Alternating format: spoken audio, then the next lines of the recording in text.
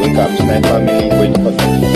عرفت كلنا نايل منا وحدات بجهو هزبنا عبيك أبسطت عدي صدقنا كان خعبت فلتت كانت يدينا نوران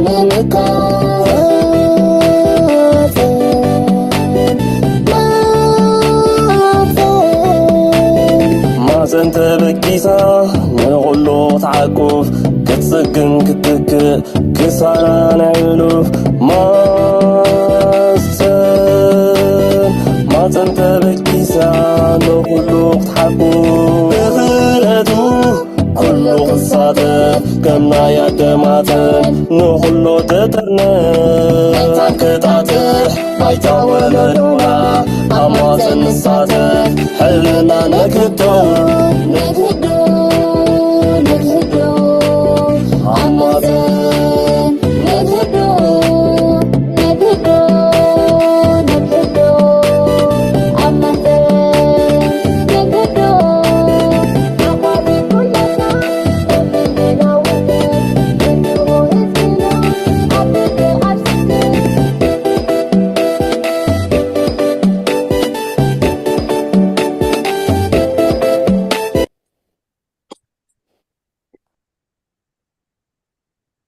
سلام أركض عاتنكم مدمنا هتم كفاتلو كلات عزتنا كني عندكم كني كنيهم انباركس كنتو نمود استقلاني استي مزاكم كنينا حج خاء ببهلاوي مقصاص كمون بهلاوي موسيقى بالزبل أباتنا أقلات ماتن داني هيدن بحرف إننا كنا نسينا زخونا حتى ويرئيتو اندحر لكم بقطتا تليفون دولنا تخليهم كمون أكو مساكن دولنا تخليهم كنت نمود على فيسبوك على يوتيوب ونسلازل لنا ناكل الخبات صحون شاك قبل كنا نحدد نقعد حنا مصاف محوات كمير لكم كمي كأنكم نقع السلام صلاحي كمان يقولوا دحر عامتنا زريكم زلوا تعزتنا بحلقة بوقعي من إسعاف الزبل مثلث سامنتي زخيد حاجات داس زخانة عرست العيدنا بزح دكاترن بزح زمهرن مدب نيرنا حجخاء بفلي زبالة مدب مس بحلا من مس مزيد بحلا موسيقى عن بالزبل بروجكت حيثنا نتعزفنا كمون نتأمات بزي مانشستر فلاي كأن زلو انتاي تبحلا من قصاص بالزبالنا هنا مسي مجمرة نعطي مدبنا مئتاونا قل تعزبتنا الملالي قونسكا شنكم انتايهم عبيكم تأمتوا فأخاك جميل داني هاي كذا تعبلاي شماي دانيال نبوسين بار الأمة طلع مانشستر كنا هجي قلي تانيرة أول ما تنقبضوا عنها almost 2 years فاين كتعبت thank you سلو أنا إيدن يبحل تقمرت مانشستر أب ما تنقذ نطف أمس هذا عمتين شدي شورهم كانوا له thank you قاعد حنمزهم ميتم نايلو مشات مربنا بزعبا بهلاو من قصاص ببهلاو موسيقى خينو اسكا نمأتون رفونسي من قصاص انتايو وي سبورت خنبل كلنا ما بخداني هو من قصاص كنا في الكولنا كوا هذا ودي سبب ولا تعود قبره فتات بعرفش من قصاص بعد كونا وبن ناب سبورت كنا تتوقعنا جد ودي سبب كم يجيرو أكلوا من قصاص جيروس ناب توي مجدي يمر مالتي سو أكلوا من قصاص كنا بتعالى الله مالتي رايت فترة أو أكلاتنا ونص activity النقابة أب جيم يكون وي أبويا يكون وي أبزلا يكون وي محمد باسكو وي أبايو يسوي نزل فاريتا أكل أو نزاس كتير لو تقول مالتي. thank you اسكي إيدن أسمع حقنا من قصاص انتاي بدنا في الصفي بزود عكس كان يشيك لتنا أنا زمثلني من قصاص مالت ميديسيني خبرة تخل أمشالو أب معلتا نسبتاتنا كانت تبرز قباناين ንነፍስና ጥራይ ክንሃፅዝ ከይኮነ ወላ ሜንታሊ ብጣዕሚ ዝሕግዘካ ብፍላይ ኣብዚ ዓዲ ምስ ስራሕ ገለገለ ብዙሕ ክስታይ ኣለዎ ፖዚቲቭ ዝኾነ ኢምፓክት ኣለዎ እና እኔ ስማዕኒ ብሓቂ ብፍላይ ኣብዚ ምዕራብ ዓለም ዘለና ሲ ኩሉ ነገር እቲ መኪና ዝዝውር መኪና ወይ ባስ እቲ ናይ ገላዊ ናብራካ እውን ሕዘካ ሓደ ሓደ ግዜ እሞ ብዙሕ ግዜ ካብ ምንቀሳቐስ ኮፍ ንብሎ ወይ ጠጠው ኢልና ንሰርሓሉ እዚታት ኣብ ጥዕናና ብዙሕ ሓስያ ከብሎ ክእል እዩ ስለዚ ጥቕምታቱ ንኣብነት እዚ ተሓሲቡ ዘሎ መደብ ናይ ባህላዊ ምንቅስቓስ ምስ ባህላዊ ሙዚቃ ሲ እንታይ እቲ ጥቕምታቱ ትብሉ ንምንታይ ከ ነዚ መደብ ተበጊሱ هو ጥቕምታቱ ክንብል ተኮይና ማለት ከምዚ ቀደም ክትብሎ ፅናት ኢልና ሓብተና ብፍላይ ናብዚ ምዕራባዊ ሃገራት ዘለና ስደተኛታት ብጣዕሚ መድሃኒት ክብሎ ይኽእል እየ ምክንያቱ ስራሕ ኣሎ ስትረስ ኣሎ ከምቲ ነብሮ ወይ ከምቲ ዝዓበናሉ ቦታ ኣይኮነን ኣትሊስት ብእግርካ ትንቀሳቀሰሉ ኣዝማድካ ትራኸበሉ ወይ ከዓ ማሕረስ ዲኻ ክትከይድ ስራሕ ዲኻ ክትሰርሕ ኣክቲቪቲ ኣብዚ ከምዚ ይኮነን ምክንያቱ ማኪና ዘሎ ማኪና ሳይክል ገይሩ መብዛሕትና ትራንስፖርት ኢና ንጥቀም ምስኡ ተወሳኺ ዳርጋ ዕለታዊ ምግብና ንክንቀሪ ላዕልን ታሕትን ንብል ነቲ ነብስና ዳርጋ ኣይንፈቅዶን ኢና ወይ ከዓ ኣብ ካልእ ንፈላስኒ ኣይነድህን ኢና እቲ ኣካላዊ ምንቅስቃስ ተሓሲቡ ዘሎ ወይ ክኸውን ተባሂሉ ዘሎ ማለት ነቲ ሓደ ነቲ ስትረስ ምውቃት ካልኣይ ነገር ከምዚ ትፈልጥዮ ሰላም ኣብዚ ዓዲ ብዙሕ ኣይተራኸብና ወላ ምስ ፈተውትኻስ ግዜ የብለን ኩሉ ሰብ ቢዚ እዩ ነዚ ከምዚ ኣቢሉ ኣብቲ ኣክቲቪቲ መዓልቲ ማለት ኣብቲ ኣካላዊ ምንቅስቃስ ኣክቲቪቲ መዓልቲ ምስ ፈተውትኻ ምስ ኣዕሩኽትኻ ምስ ደቅኻ ሓቢርካ ንክትውዕል እሞ በቲ ዝተልዮ ናይ ሃገርካ ሙዚቃ ኣሰሚኻ ነቲ ኣካላዊ ምንቅስቃስ ናይ ስፖርት ንክትግበር ሓሳብ እዩ ዘሎ እዚ ከዓ ብጣዕሚ ናይ ባሕቲ ተዘብል ኣይሆፕ ድማ ጠቃሚ ክኸውን ማለት እዩ ናይ ብሓቂ ኣገዳሲ ዝኾነ ፕሮጀክት ሒዝና ዘለና ናባክስከ ብፍላይ ከም ጓል ሰይቲ መጠን ኤደን ሃፍተይ ኣብዚ ፕሮጀክት ወይ ከዓ ዝተሓሲቡ ዘሎ ናይ ባህላዊ ምንቅስቃስ ምስ ባህላዊ ሙዚቃ እንታይ ትጥቕሙ ትብሊ እቲ ጥቕሙ ደኣ ናይ ዝኾነ ሰብ ፕላን ይፈላለ እንዲ ገዲሉ ዝገብር ዝደለየ ወይት ኣሎ ጌን ወይት ክገብር ዝደለየ ኣሎ ኣብኡታት እዩ ዝምርካዝ ንሕና ሓሲብና ዘለና ከዓ ምሻሎ ብባህላዊ በትናትና ሙዚቃ ጌርካ ልክዕ እንትናትና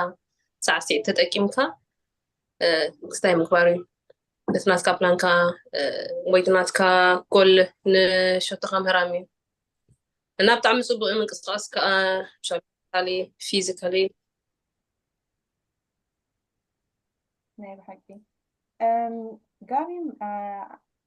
ኣትያላ ኣብዚ ጋቢዬ ገብተሽ ካለሽ በዚህ የምትጨምርበት ነገር ካለ ያው ያንን የዛሬ ምንድን ነው ሶሪ ትግርኛ ያው የባህላዊ እንቅስቃሴ ከባህላዊ ሙዚቃ በአማርኛም በትግርኛም ያው ለሁሉ ህብረተሰባችን ስለሆነ እና አንቺ ደግሞ ባንቺ የሚሰማሽ ባህላዊ እንቅስቃሴ ወይ ደግሞ እንቅስቃሴ ኢንጀነራል እስከ ሰምራይዝ አድርገሽ በአማርኛ የሚሰሙት እዚህ ማንቸስተር የሚኖሩ መጥተው ከኛ ጋር ተሰብስቦ መጫወትን መንቀሳቀስ የሚፈልጉ እስከ በትንሹ ንገሪኝ። እንደምን አመሻችሁ። በጣም ይቅርታ ጠይቃለሁ። እኔ በምስል እዚህ ጋር መውጣት አልቻልኩም። ትንሽ ቴክኒካል ችግር አጋጥሞኝ ነው። ጋቢ ጋብሪኤላ እባላለሁ። ማንቸስተር ነው የምኖረው እና ማህፀን ላይ 1 ዓመት ሆኖኛል ስትሳተፍ እና በጣም በትልቅ ደስታ ነው ይሄን ደስ የሚለውን ህብረተሰብ እየተቀላቀልኩት እና ደስ በሚል መንገድ ደግሞ ይህን ፕሮጀክቱን ሰምቼ አሁን አንድ ላይ እንግዲህ ልንታድመው ነው ሁላችንም አንድ ላይ ኢንጆይ ለማድረግ ነው። አዎ እንቅስቃሴ በጣም ኢምፖርታንት ነው ለሰውነት ብቻ ሳይሆን ለጭንቅላታችንም ማለት ነው። እና ኤንዶፎርሚና የሚባል ጭንቅላታችን ውስጥ ይሰራጫል ማለት ነው። ደስታው ከእንቅስቃሴ ጋር የሚመጣው ማለት ነው። እና ይሄኛውን እንቅስቃሴያችንን በተለየ መንገድ ጥሩ የሚያደርገው ምንድን ነው? ከልክ በላይ እንደ ስራ አይነት ጂም አሁን ስፖርት ቤት እንደዚህ ተሄዶ ኮስተር ያለ ስራ የምናደርገው ስናቅደው ነው። የሆነ ሰዓት ወይ ኤደን እንዳለችው ወይ ኪሎ ለመቀነስ ወይንም ደግሞ የሆነ ታርጌት ጌይን ለማድረግ ነው። ይሄ ግን የበለጠ ሰፋ ባለ መንገድ ሁሉም ባቀፈ መንገድ በማይከብደን መንገድ እንደ ጓደኛ ማቾች ተገናኝተው የሀገር ሰዎች አንድ ላይ ተገናኝተው ውዝዋዜ እንደምናደርገው እንደ ልምዳችንና እንደ ባህላችን ሆኖ ዋናው ግን ታርጌቱ ምንድነው? እዚህ ጋር በተስተካከለ መንገድ ምግባችንን እንድናስተካክል እርስ በራሳችን አንድ፣ ሁለተኛ ደግሞ እንቅስቃሴውን በምንሰራ ሰዓት እዛ ጋር የተስተካከሉ እንዴት ነው ለዚህ ነገር ብቁ የሆኑ ሰዎች ስላሉ እኛንም ሊድ አድርገውን በተስተካከለ መንገድ እንቅስቃሴያችንን አንደኛ ሰውነታችን ኢንጀርድ እንዳይሆን፣ ምክንያቱም ከዛም በኋላ ወደ ሌላ አደጋ እንዳያመጣብን ማለት ነው። ከዛም ደግሞ በመጨመር የባህላችንን ከእንደገና ተመልሶ የማየት እድሉ አለ። ከዛም ደግሞ በመጨመር ደስ የሚለው ነገር ምንድን ነው? እዚህ ጋር ልጆችን መምጣት ይችላሉ። ከ5 ዓመት የበለጡ ነው መሆን ያለበት። ምክንያቱም ትንሽ ሙዚቃውን ከፍ አድርገው ስለሆነ እንቅስቃሴው እዛ ጋር ጆሯቸውን ትንሽ ችግር ሊያመጣ ስለሚችል በማለት አንጻር ነው። እና እዚህ ጋር ፉል ፓኬጅ የሆነ አክቲቪቲ ነው ፕሮፖዝ የሚደረገው። ትራዲሽናሊ የሀገራችንን ሁላችንም ከሀገራችን ከወጣን በኋላ እንትን የምንለው አለ፣ እንዴት ነው የምናፍቀው አለ ወይ መኪናችን ውስጥ አለ፣ ወይንም ደግሞ የሙዚቃችን ሂት ሊስት ላይ ሁልጊዜ አንድ የሀገር ቤት የሆነ ዘፈን እንሰማለን እና ከዛም አንጻር ናፍቆቱ አለ ወደ ሀገራችን ማለት ነው። እና ያንን ሰዓት አንድ ላይ ተካፍለን እንትን ማለታችን የራሱ ትልቅ አስተዋጽኦ አለው። ከዛም በመጨመር የአንድነት የአንድ ላይ ሆኖ በደስታ ደስ የሚለውን እንዴት ነው ሰዓት አብሮ የመካፈሉም እድል አለ። ከዛም አንጻር በእኔ አስተሳሰብ በጣም ትልቅ ፕሮጀክት ነው ብዬ ነው የማስበው። እና እዚህ ጋር ፒውርሊ ልክ እንዴት ነው ክብደትን ለመቀነስ ብቻ ሳይሆን ብዙ ነገሮችን ያቀፈና ሙሉ የሆነ ነው እና አይ ካንት ዌይት ይሄን እላለሁ። አሁንም በጣም ቆንጆ አድርገሽ ሰማራይዝ አድርገሽ ነው ሁሉ አይውሽ በደንብ አድርገሽ ትግርኛ ነገር ብትሆን ደስ ይለኝ ነበር። ምክንያቱም ምንድነው ውስጤ ያለው ነው የመለሽ ያለሽ ነው እና ቴንኪ በጣም ነው የማመሰግነው። መለስ ከምዚ ጋቢ ክትብለር ፀንሐት ናይ ብሓቂ እቲ ናይ ሓደ ኮንካ ምስዕሳዕ ምርኻብ እሞኻ ኣብ ልዕሊኡ ከዓ እቲ ዓዴታት ብዙሕ ግዜ ቆልዓ ድሕዘለይ ምክንያቱ ኣብ ስደት ስለ ዘለና እቲ ቀንዲ ደሸግረና ዘሎ ምናልባት ምንቅስቃስ ከይንገብር እውን ቆልዓ ዝሕዘለይ የብለይን። ምክንያቱ ዝበዝሐ ምናልባት ንስኻትኩም ኣስፋሕ ኣቢልኩም ዳኒሓ ወይ ሄደን ናብ ክትሕግዙኒ ትኽእሉ ዝበዝሐ ጂምሲ ዝተወሰነ ዕድመ ልዕሊ ሜቢ 16 ልዕሊ 12 ዝተወሰነ ዕድመ ንኣሽቱ ዕድመስ ኣይፍቅዱን እዮም ምስቲ ሄልዝን ሴፍቲ ሓፃውን ስለ ዘለዎ ማለት እዩ። ኣብዚ ፕሮጀክት ተሓሲቡ ዘሎ ግን ንክንደይ ዕድመ ከምዚ ጋቢ ክገልፆ ነው ክንደይ ዕድመ እዩ እቲ ዝፍቀድ መፅኦም ምስ ወለዶም ንክስዕስዑ እንታይ ከ ካብቲ ካልእ ስፖርትሲ ፍልይ ዘብሎ ንምንታይ እዩ እቲ ሕብረተሰብ ወይ ከዓ እቲ ሰብ ናብዚ ባህላዊ ሳዕስዒት ንክመፅእ ክመርፅ ኢልኩም ትሓስቡ? ናባኹም ከም ዝመስለኒ እኳ ጋቢ ንኩሉ ሳሙራይዝ ጌራ ገሊፃት እያ። እቲ ዕድመ እዚ ናይ ፊዚካል ፊትነስ ዝበሃል ወይ ከዓ ካልቸራል ዳንሲንግ ዝበሃል ኣይፈልጥን። ምክንያቱ ይመፀና ሓደ ግዜ ደቅና ብዓዲ ተወሊዶሞ ናይ ዓዶም ባክግራውንድ የብሎም ወይ ከዓ ናይ ዓዶም ስታይ ብዙሕ ናይ ምዕራባዊ ሃገራት ስታይል እናሓዙ መፅኦም እሞ ናይ ምፍላጥ ደረጃ ተትገብሩ ወይ ተተብሉ ይብሎም ሕጂ ዛስ ዋይና ንሕና ከዓ እቲ ፋሚሊ ስኒ ምስ ደድኩም ክመፅኡ ኣትሊስት ቶም ቆልዑ ስኒ ኩሉ ተዘይፈለጡ ስኒ ኣትሊስት ስኒ እቲ ናይ ባህሊ ናይ ዓዶም ስኒ ክሳይ ንክኾኑ ማለት እዩ ክሕዝዎ ወይ ከዓ ብምርኣይ ተሪኦም እውን ከተግብርዎ ክእሉ እዮም ቆልዓ ስኒ ስድርኡ ሓደ ነገር ምስ ገብር እዩ ተኸቲሉ ዝገብር ነው ንክፈልጡ ማለት እዩ ሕጂ እንታይ ክብል ኣነ ዕድና ይፈልን እዩ ንእሽተይ ከባቢ ናሽጡት ኮይኖም ደቂ ካብ 3 ዓመት ጀሚርካ 12 14 ኪድ ንላዕሊ ክሳብ ደቂ ሱሳ ወይ ልዕሊ ሱሳ እንድሕር ኣለዉ ድሌት እንድሕር ኣለዉ ክመፁ ክእሉ እዮም ምክንያቱ እቲ ፕሮጀክት ተታሒዙ ዘሎ ንኩሉ ዕድመ ክኽእሎ ከም ዝኽእል ከምዚ ንመንስያ ጥራይ ወይ ከዓ ርሱን ሓይሊ ጥራይ ተባሂሉ ኣይኮነት ኣክቲቪቲ ተቢሉ ዘሎ ንኩሉ በቃ ሱታብል ዝኾነ እዩ ስለዚ ከም ዝብሎ ዘለኹ ዕድመ ኣይፈልን እዩ ፀወታ ኣይፈልን እዩ ካብ ጂም እንታይ ወይ ከዓ ካብቲ ካልእ ቢዝነስ እንታይ ፍልልይ ኣሎ ንዝብል ሕቶ ልክዕ ሓደ ሰብ ጂም ተኸይዱ እንታይ ኣሎ ሕጂ ጂም ኢንስትራክተር የድልየካ ክትከፍሎ ኣለካ ንሴሽን 60,000 ኢኻ 55 ወይ 50,000 ከከም ትስምዕናካ ንሰዓት ማለት እዩ ገንዘብ ተወፅእ ኣለካ ናይ ጂም ሜምበርሺፕ ክህልወካ ኣለዎ ካልኣይ ንበይንኻ ኢኻ ትኸይድ ወድኻ ወይ ከዓ ሓፍትኻ ወይ ከዓ ደቂ ሓውካ ሒዝካ ወይ ትኸይድ ናብቲ ጂም በይንኻ ትኸይድ ብዙሕ ኣፍሉጥ የብልካን ጓና ኢኻ ዳርጋ ኢንስትራክተር ተለካ ኢንስትራክተር ተዘይብልካ ከዓ ዳርጋ ቀልባሕ ኢኻ ትብል ማለት እዩ ወርሓንቲ ትፈልጦ የለን ኢኩመንት ክገፀልካ ሰብ ትደሊኻ ናይ ምንታይ ኤክሰርሳይዝ ክትሰርሕ ዘለካ ንምንታይ ኢኻ ትሃርም ዘለካ እንታይ ትሸቶ እዚ ኩሉ የድልየካ ኣብዚ ግን ማሕበራዊ ሂወት ይበቃ ከምቲ ዕለታዊ ወዲ ሰብ ኩላትና ሓበሻ ገዛና ንነብሮ ሓደ ዓይነት ስታይል ዘለና ኣብዚ ተኣኻሊብካ ምስ ደቅኻ ምስ ኣሕዋትካ ምስ ስድራኻ ሓደ ዓይነት ፊትነስ ኮይኑ ከም በቲ ናይ ዓድና በቲ ናይ ሃገርና ራዕሲት ተሰንዩ ግን እቲ ምንቅስቃሳት ንገብሮ ተመሳሳሊ ከም ሳዕሲት ኮይኑ ግን ተመሳሳሊ ንኣብነት ከመይ ጌርካ መንቆብካ ተንቀሳቅስ ከመይ ጌርካ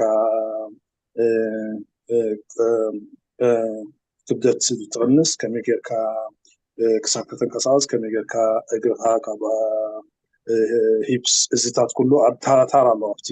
መፂኻ ብኣካል ስራሕ ቢለን ግዜ ንኸው ዘለይ ታራ ኣለዎ ምክንያቱ ብስራሕ ኮላስ ናይ መንቆም ናይ ሕቆ ናይ ከብዲ ናይ ክሳድ እዚ ኩሉ እንዳበልካ ኢኻ ትሰርሕ እዚ ከዓ ቁርብተይ ብሓባር ስለትሰርሕ እሞ ከዓ ብዘይ ኣፈላላይ ስለዝኾነ ብጣዕሚ ከምዚ ኢንተረስትድ ኮይኑ ይስምዓኒ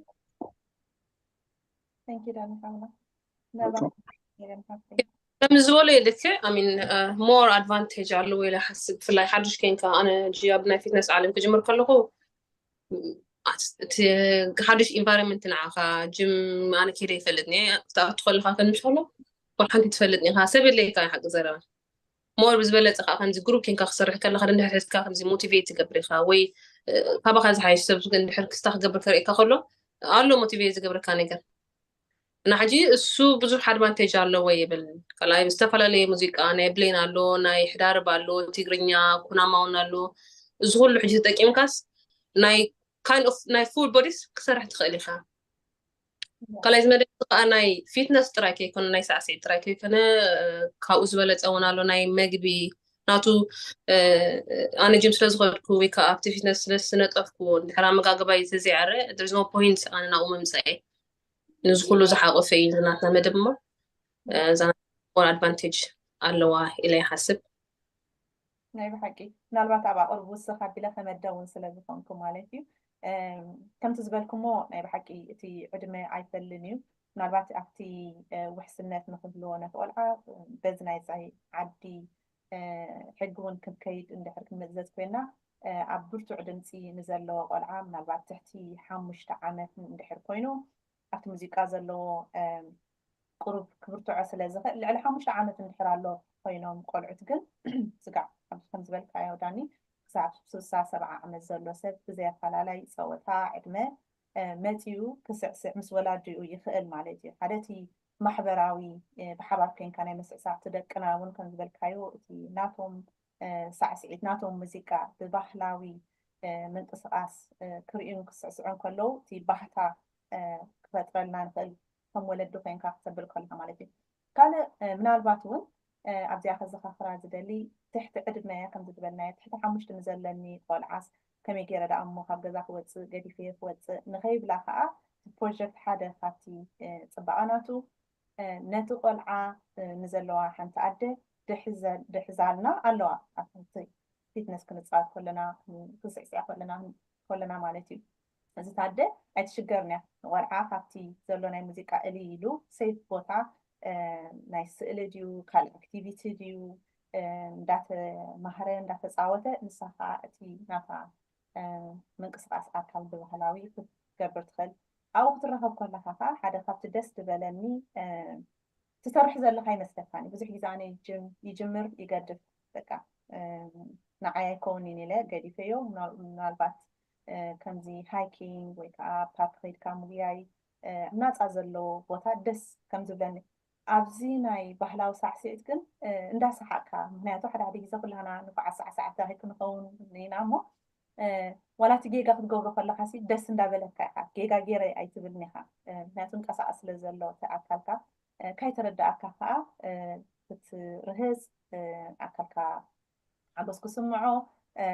إرداكا يبقى نفسها فتح كبل فاوتي خاكا نايب حكي دس تبل دكاسفا تحضر مالتي لذي عبسين نتسمعنا زلخن فلاي عديتات حواتنا ويون سب حدار كنكم قلبن زلكم حيسكم ممكن تمتعوا مسافة مكسعسعوا كم زقلوا تحت حمشتن زفانو فا ناتهم قلعة دفزلنا كم زلونا فا فنزفافركم ندلي أبسي أوصفها بلنتاي كبزدلي اسكا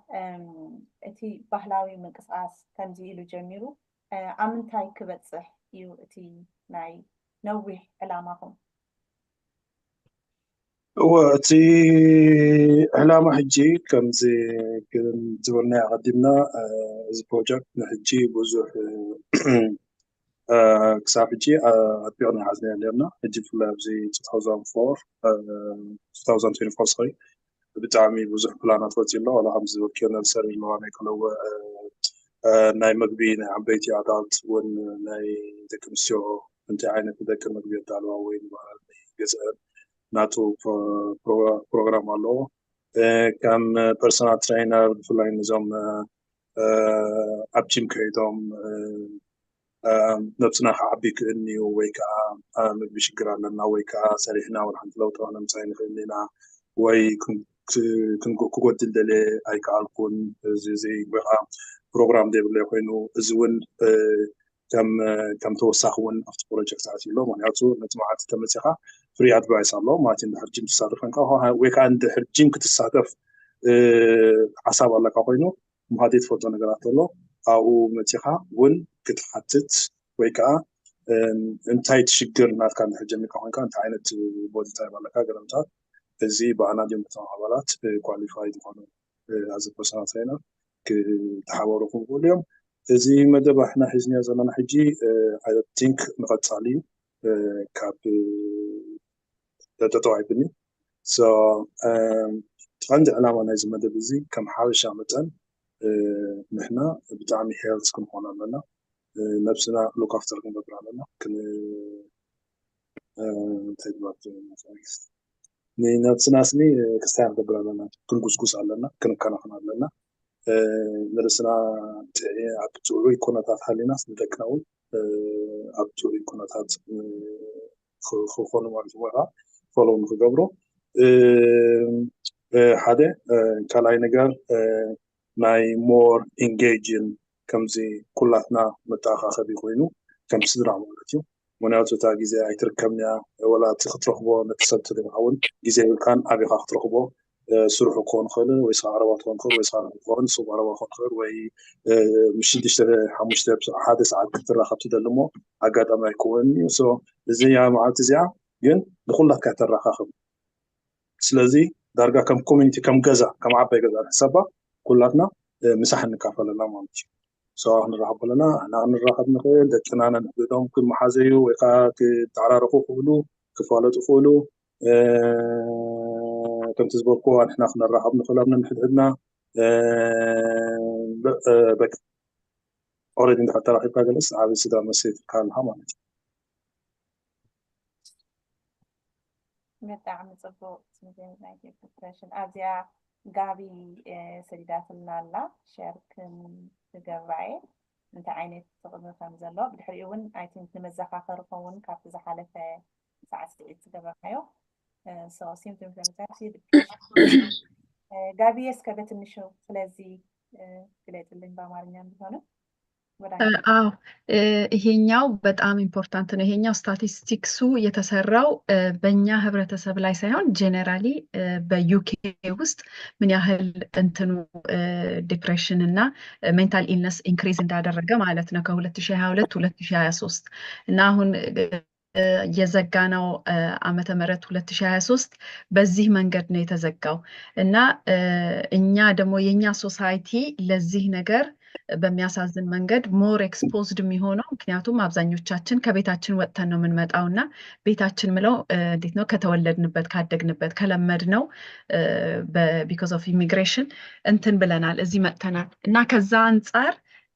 በጣም ኢምፖርታንት የሚሆነው ለአንዛይቲም እና ዲፕሬሽን ምንድነው ከቤት መውጣት ኢምፖርታንት ነው አስፈላጊ ነው እንደምናውቀው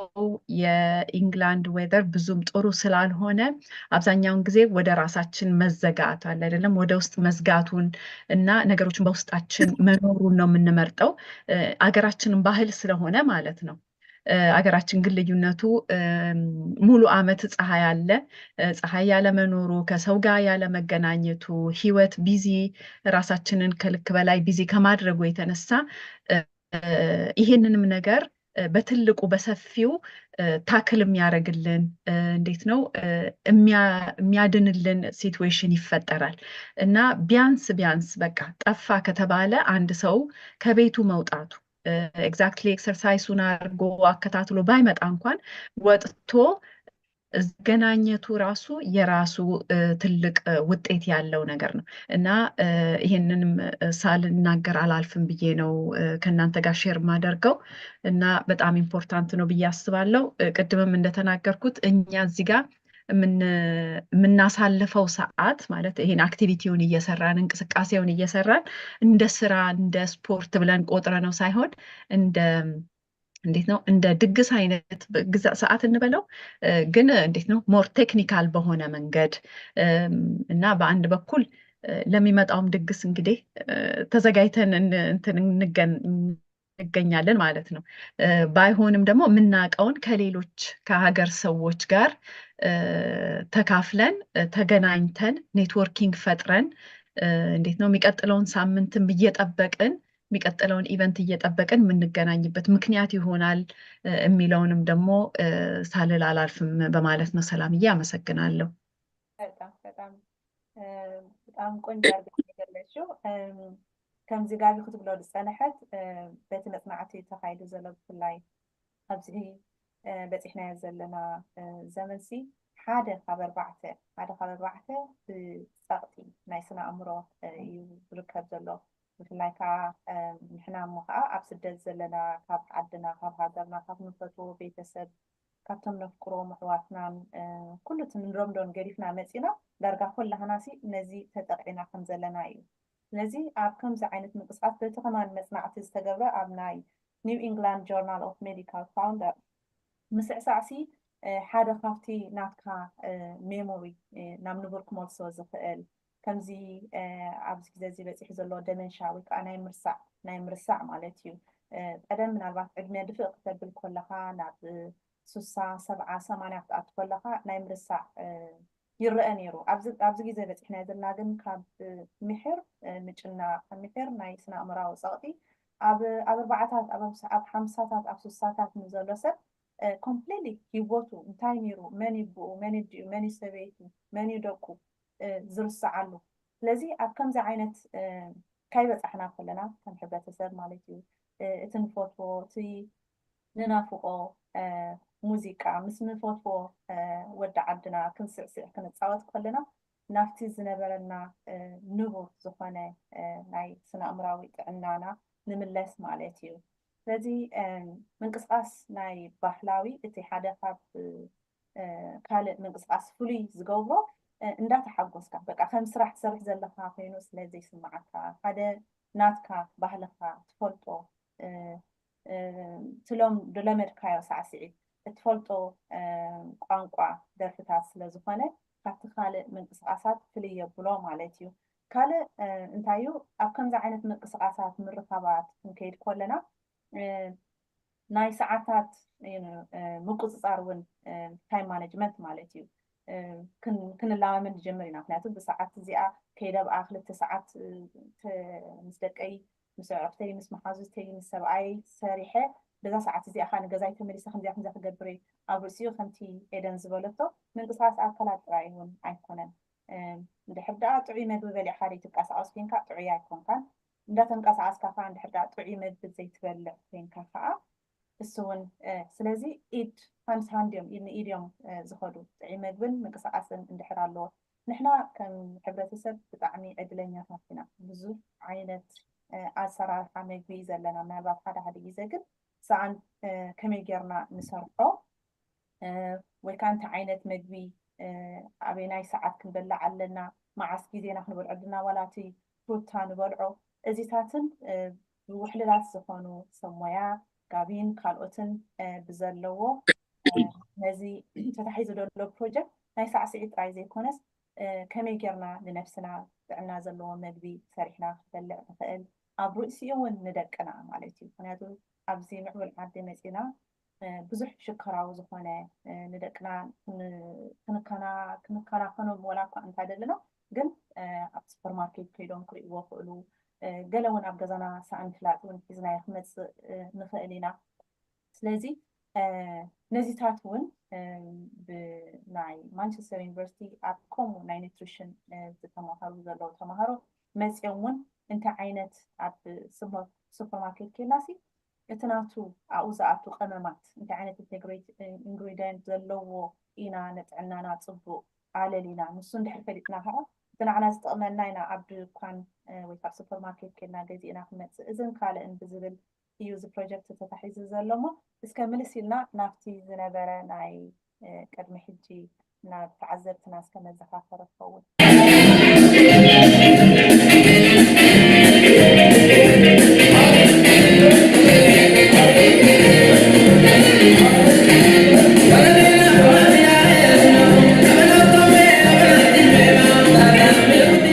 ኣብ ማንቸስተርን ከባቢኣን ትርከቡ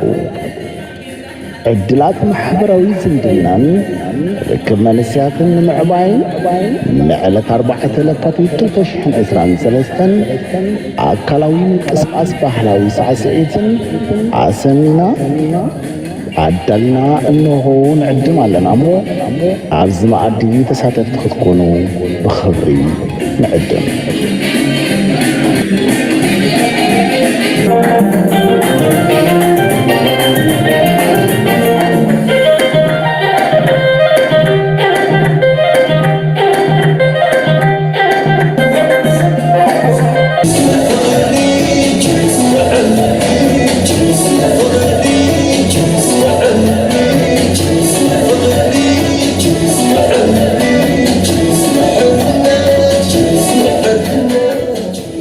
ናይ ተሳተፍቲ ውልቃዊ ክብርን መሰልን ንምሕላው ብዘይ ፍቓድ ዝኾነ ስእልን ቪድዮን ኣብ መራኸቢ ብዙሃን ካብ ምልጣፍን መሓዝን ክትቁጠቡ ተሓሳስብ።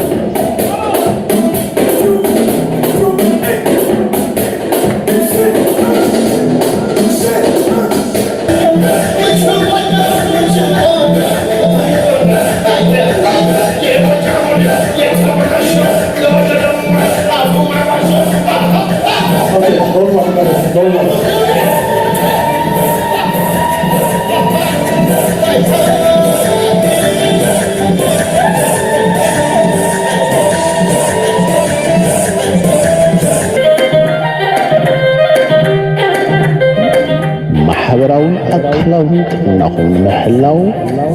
እውን ርእሰ ምትእምማን ተሕድረሉ ምንቅስቓስ ስለ ዝኾነ ደጊምና ኣብዚ መኣዲ ተሳተፍቲ ክትኮኑ ንዕድም ብድሓን ንፁ ኣዳላዊት ደስ ዝብል ናይ ብሓቂ ንድሕሪት ከማን ተመሊስና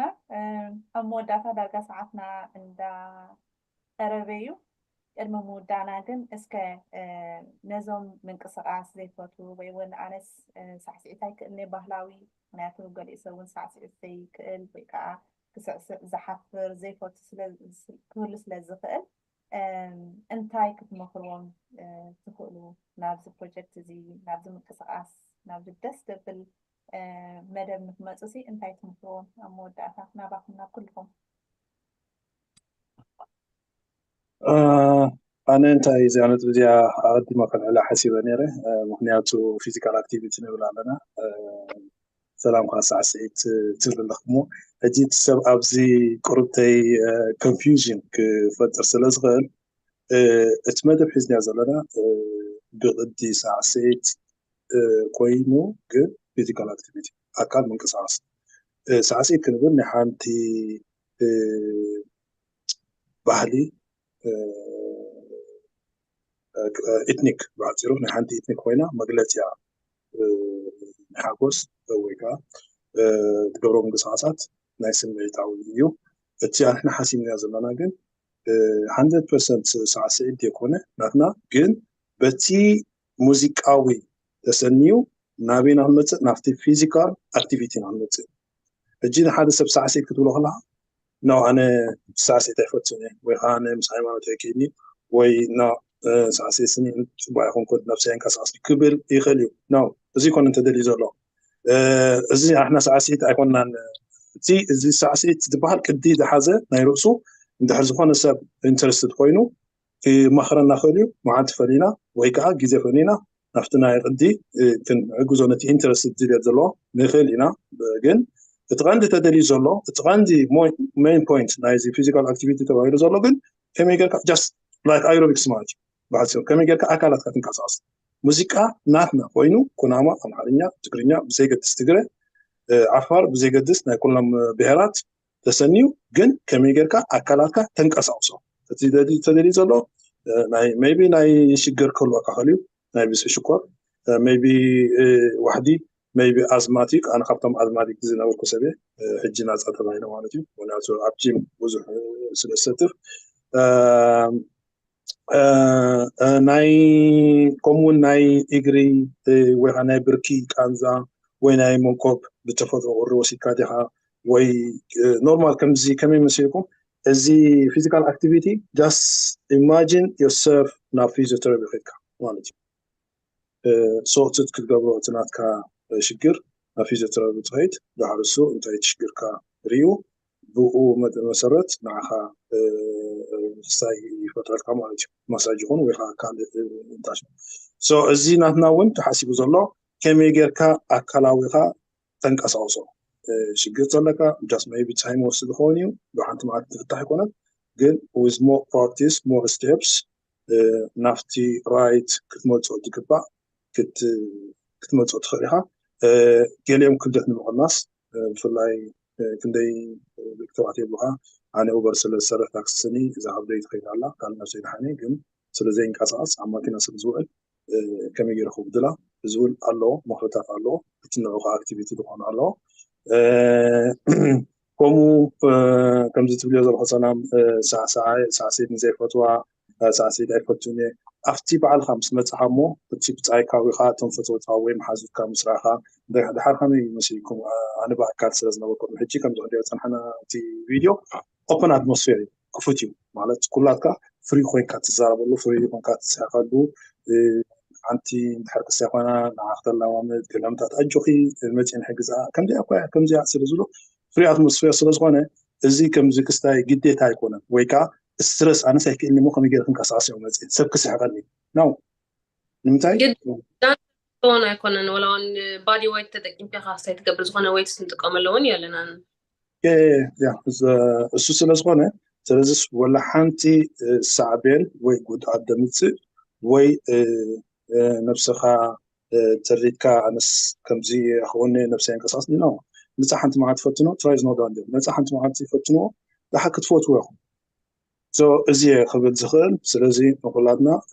نايب حكي كلاي أبزع دي خمس دولتو دابي ديبرسيشن الله مسترس الله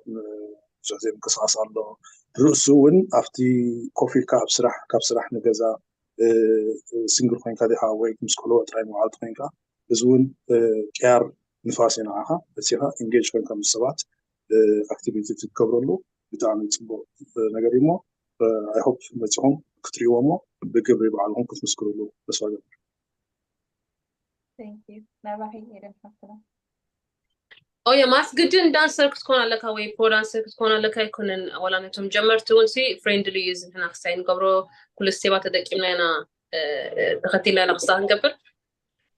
just فتنو زخنا ويسون أي نتأمنينا ببادي ويتنا في قبرو just فتنو تريح بزدلي. Thank you. ጋቢዬ ከመጨረሻችን በፊት የምትይው ነገር ካለ በተለይ ደግሞ አንዳንድ ሰው እኔ እኮ እንቅስቃሴ አልወድም ጅም ሂጄም አላውቅም አንዳንዴም ጭፈራ ሊመስላቸው ይችላል እኔ ጨፍሬም አልችልም እና ወደዛ ሊመጡ ምን ምክር የምትሰጣቸው? በእኔ አስተሳሰብ ቅድም እንደተባባል ነው ምክንያቱ መገናኛ መሆኑ ነው ዋናው ቁልፉ ቦታ ብዬ አስባለሁ። ምክንያቱም እዛ ጋር ብዙ ነገሮች ተመቻችተው ነው ኢቨንት እንትኑ ፕሌሱ እንትን የተደረገው። አንደኛ በቀላሉ በባስ መደረስ የሚቻልበት ነው ከሲቲ ሴንተር። እሱም ራሱ የራሱ እንዴት ነው የሚያቀለው ፖይንት አለ። ወይንም ደግሞ ለሚነዱ ሰዎች ደግሞ ፓርኪንጉም የተመቻቸ ነው እና ሞር ጋዘሪንግ ፖይንት አይነት አድርገው በጭንቅላታቸው ሲያስቡት ወይንም ደግሞ ልጆችም አሉ ካሉ ልጆችም መጥተው ጆይን ማድረግ መቻላቸው በጣም ትልቅ ነገር ነው እና ከዛ አንጻር እኔ ኤክሰርሳይዝ አልወድም የሚለው ቅድም ኤደን እንዳለችው አንድ ሰው ስፖርት ላይ የሚሆንበት ምክንያት የለውም። ምክንያቱም እዛ ጋር የግድ አይን ውስጥ የሚያስገባ ጉዳይ አይደለም። ሁላችንም ላይ እየተንቀሳቀስን ነው እንዴት ነው ውዝዋዜ ነው አይነት ከሚለው አንጻር ከመሆኑ አንጻር በእኔ አስተሳሰብ ምንም አይነት እንደዚህ አይነት ሀሳብ እንዲይዛቸው አያስፈልግም እና በእኔ አስተሳሰብ ቢያንስ አንድ ጊዜ ወይ ሁለቴ ከተመላለሱ እንዴት ነው ከመጡ ሳይፈልጉትም ጆይን ያደርጋሉ ብዬ አስባለሁ። ምክንያቱም ኦልሬዲ እዛ ጋር ቁጭ ብለው ራሱ እንዴት ነው ሪላክስድ በሆነ መንገድ ሙዚቃውን መስማቱ ሰዎቹ የሚሰሩትን ማየቱ ሁሉም ደግሞ የግድ ትልቅ ሃይ ፐርፎርማንስ ማድረግ ያለበት ሲትዌሽን አይደለም። ከዛ አንጻር እንዴት ነው ለካስ እኔም ያንን ያክል መሞከር እችላለሁ የሚለውን ራሳቸው ላይ ከተውት በእኔ አስተሳሰብ ይጠቅማል የሚለው ነገር ላይ ምንም ጥርጣሬ የለኝም እና ዋናው እንዴት ነው መጀመሩ ነው። ተጀምሮ ደግሞ እርግጠኛ ነኝ ከትላልቅ ውጤቶች ጋር ተመልሰን እዚህ ጋር እንደምንወያይበት እና ይሄ ትልቅ እምነቴ ነው። እንደተባባል ነው ቢያንስ ያ ሰው ሙዚቃ ሰምቶ ሪላክስድ አድርጎ ከነ ልጆቹ የሀገርን ሰው ተገናኝቶ የሚመለስበት ሲትዌሽን ነው። ከዛም ደግሞ በተጨማሪ የሆነ ጥያቄ የራሳቸው ፐርሰናል ጥያቄ እንኳን ቢኖራቸው በቋንቋቸው በሚገባን መንገድ የሚፈታላቸው እዛ ጋር ፕሮፌሽናል አለ እና ይሄ እንዴት ነው ፕራይስለስ የሆነ ትልቅ እንዴት ነው አስተዋጽኦ ያለው ሲትዌሽን ነው ብዬ አስባለሁ። እና እርግጠኛ ነኝ ሁሉም እየጠበቁት ያለ ፖይንት ነው ብዬ ነው የማስበው። አመሰግናለሁ። በጣም እውነት ነው። ከምዚ ጋቢ አሆፕ ተዓዘብትና ብጣዕሚ ኢና ነመስግነኩም ኣብ ኮመንት ሴክሽን ፍቁር ኣስነቃ ሞጎስ ሬስፔክት ኤቭሪዋን ሃይላት ክፍለ ማርያም ቴንክ ዩ የሕዋት ይብሉና ኣለዉ ሚሚ ናይስ ቱ ሲ ዩ ጋይስ ትብለና ኣላ ስለዚ ተዓዘብትና ልቢና ነመስግነክም ካብ ንጅምር ስጋዕ ንውድእ ምሳና ብምፅናሕኩም ከምዚ ጋቢ ክትብሎ ዝፀንሐት እቲ ቀንዲ ካብቲ ዘለናዮ ጭንቀት ካብቲ ዘለናዮ ሰብሲኢነ ኣብየ ዘለኹ መራኸቢ ምስ ሕብረተሰብ የብልናን እንብለሉ ሃገር ወይ ከዓ ስደት ስለ ዘለና ኣብ ከምዚ ዓይነት ማሕበራዊ ርክባት ክንመፅእ ከለና እቲ ምንቅስቃስ ጥራይ እውን ዘይኮነ ኣብዚ ብስኻ ቢለውን ክዛረብ እንድሕር ኮይነ ናይ መዘና ምክሪ ሓደ ሓደ ግዜ ክናፍቐና እዩ መዘናና ምሳና ኣይተሰደደን ኩላህና ፋሕፋሕ ኢልና ኢና ኣብ ከምዚ ዓይነት ምትእኽኻብ ኣብ ንኸደሉ ግን መዘናና ንዓና ዝመስል ከማና ተሓሳስባ ዘለዎ ከማና ኣረጋድኣ ዘለዎ ሰብ ኣብኡ ክንላለእ ንኽእል ኢና ኣብኡ ርእሲኡ ተወሳኺ እውን ከም ኣባላት ማህፀንን ካልኦትን ዓበይቲ ተመክሮ ዘለዎም ክእለት ዘለዎም ናይ ምክሪ ናይ ካውንስሊንግ ድዩ